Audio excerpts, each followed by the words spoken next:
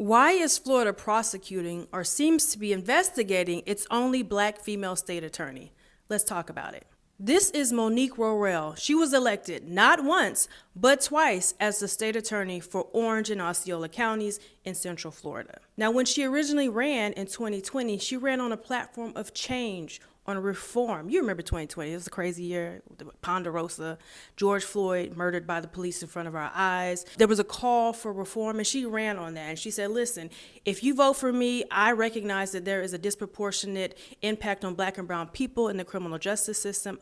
I seek to change that. I'm going to do things like push for diversion. Diversion are programs that says, look, if you get arrested for something small, if it's your first offense, instead of being punished and having an official record, you complete this program and then we drop the charges.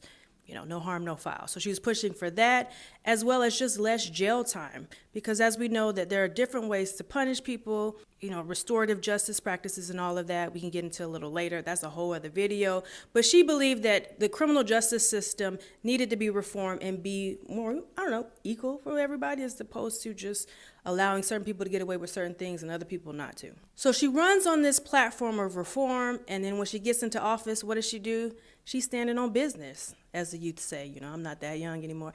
Anyway, she stands on business and she actually starts implementing some of these reforms. She's not just prosecuting anything that's given to her. She's like, look, I'm here about justice and protecting the victims, but you got to give me a case that I can prosecute. I'm not just going to throw something on the wall and hope it sticks. That's not how we're supposed to do that.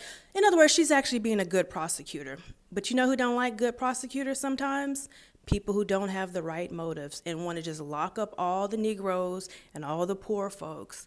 But I'm getting ahead of myself.